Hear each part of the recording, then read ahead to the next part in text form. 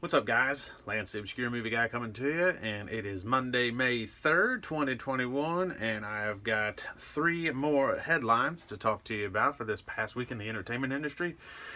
A couple of kaiju ones, and then we're going to touch on, obviously, the new Mortal Kombat movie, so got some good headlines for you. And the first one we're going to kick off with is a trailer that dropped this past week. Actually, it dropped on the 24th of April, but we're getting to it now. But The Asylum has come out with a new trailer for a movie that's coming out later this year called Ape versus Monster. Yes, the wonderful folks at The Asylum are going to grace us with another mockbuster, this time a play off of Godzilla vs. King Kong. Ape vs. Monster, according to their synopsis, is an ape lost in space, crash lands back to Earth, and the vessel that he was in oozes a sludge.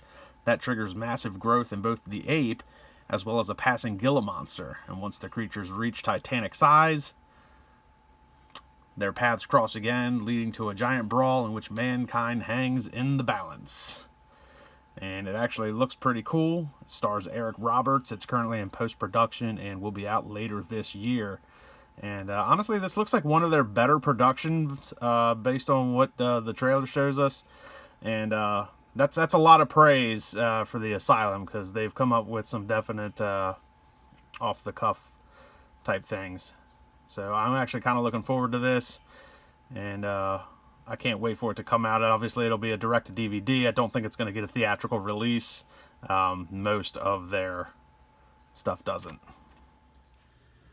Now, if you're not familiar with The Asylum, they were founded in 1997, and they basically do a series of mockbusters, is what they're, I think, referred to in the industry. Basically a play on words, and usually based off of an actual blockbuster movie. They have brought us such classic films as the Sharknado series, in which there was 6 of them.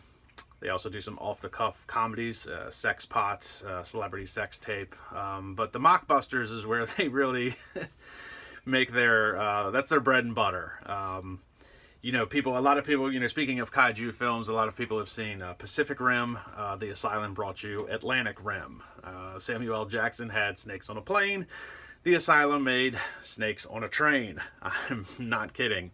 And, obviously Ape versus Monster is going to be a play off of Godzilla versus Kong. But, reading about it a little bit and watching the trailer a couple times, I don't really think it's going to be a direct ripoff of Godzilla versus King Kong. This one really looks more like a Godzilla versus King Kong if you kind of threw in Rampage with it at the same time, which Rampage was kind of another kaiju movie that starred Dwayne "The Rock" Johnson. And it wasn't bad either. So that's going to kind of be, I think, a little bit more Rampage than Godzilla vs. Kong. But obviously, with the success that, Godzilla vs. Kong has had this year, they're going to try and capitalize on that with Ape vs. Monster. Looks cool to me. Like I said, the production value actually looks like they've taken a step up on this one and really put some good effort into it. And I think it's actually going to be pretty cool. I can't wait to see it. And sticking with Godzilla and King Kong and the whole kaiju thing, the next headline we're going to talk about is another movie from the Legendary Pictures Monsterverse. Yes, with the success of Godzilla vs. King Kong, there's now talks of doing a 5th movie in the Legendary Pictures Monsterverse, focusing on King Kong himself. Last we saw Kong, he was left in Hollow Earth, where he is thought to be the last of his kind, but the new movie that they're in talks to do is going to focus on Kong and the son of Kong. So another interesting take on keeping this franchise going with a future generation. So, as I said, we left him on Hollow Earth by himself. We thought he was the last of his kind. We know he was the last of his kind on Skull Island. Perhaps he does run into another mate inside Hollow Earth. So that'd be kind of cool. Interesting take on that, and I would like to see this franchise continue to move on. So that would be pretty cool if they could keep that franchise going, and there is talks of having Adam Wingard come back as director, who did Godzilla vs. King Kong, to do Son of Kong.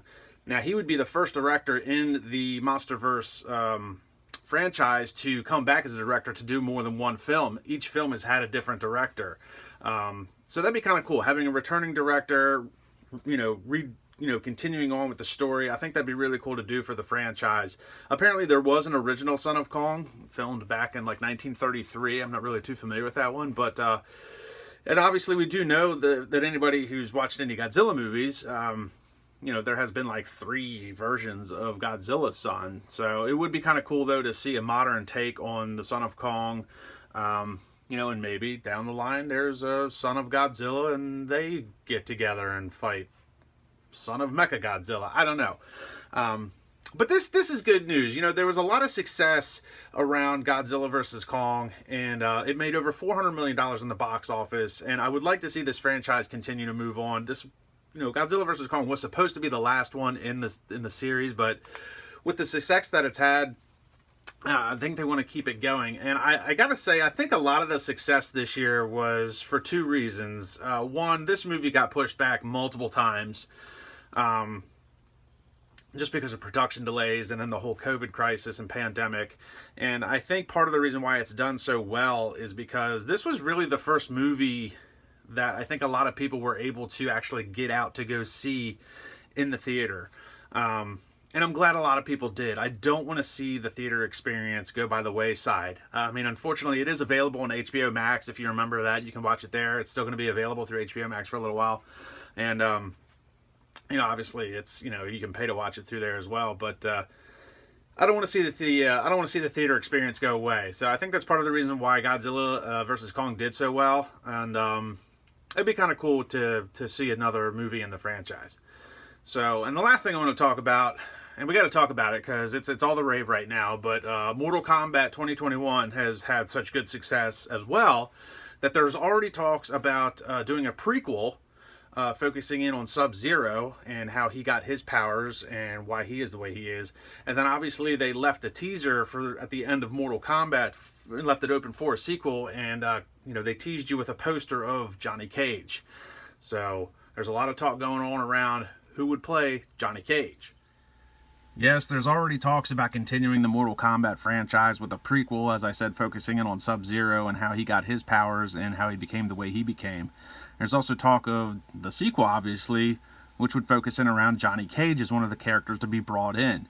And fans are pining to have Ryan Reynolds star as Johnny Cage, which might be a good fit, but I think it might blend the lines a little bit between Johnny Cage and Deadpool. Now, if you're not familiar with Johnny Cage, he was one of the original characters from the original Mortal Kombat video game that came out on Super Nintendo and Sega Genesis back in the 90s. And it's easy to say that Johnny Cage was based off of Jean-Claude Van Damme from Bloodsport. His outfit, the black spandex, the split crotch punch, all a direct ripoff of Jean-Claude Van Damme from Bloodsport. And unfortunately, Jean-Claude Van Damme was never even asked to play Johnny Cage in the original Mortal Kombat movie. So it's too bad they never actually asked Van Damme to do that. I think it really, back in the day, it would have been a great fit. Van Damme basically would have been playing himself. Back in the 90s, Van Damme, yes, he was cocky. He thought he was the best. I love his movies, and I even loved him back then. They did have Lyndon Ashby play Johnny Cage in the original Mortal Kombat movie, and he didn't do a bad job from a martial arting standpoint, but I don't think he quite captured what the character was about. Nonetheless, a lot of talk about who would play him. I'm not a big fan of the Ryan Reynolds idea. I actually put a post out to a lot of people on Facebook to see what they thought. And there's reports and opinions about who would do it. I brought up the fact that maybe, somebody like Scott Adkins could do it. Scott Adkins could definitely do it from a martial arting standpoint. Ray Park, who played Darth Maul and Snake Eyes from The Phantom Menace and obviously the G.I. Joe movies, I think he would be an excellent pick as well. Gary Daniels, another amazing martial artist. He's a little bit older and a little bit more seasoned, but depending on what kind of Johnny Cage you're going for, I think he could still do it. And then somebody brought up a really interesting one that the more I thought about it, the more I liked the idea. But somebody had brought up James Marsden, who played Cyclops in the X-Men movies, to do Johnny Cage. And I really, really like that idea. The more I sit down and think about it, the more I like it, and I think he could do it.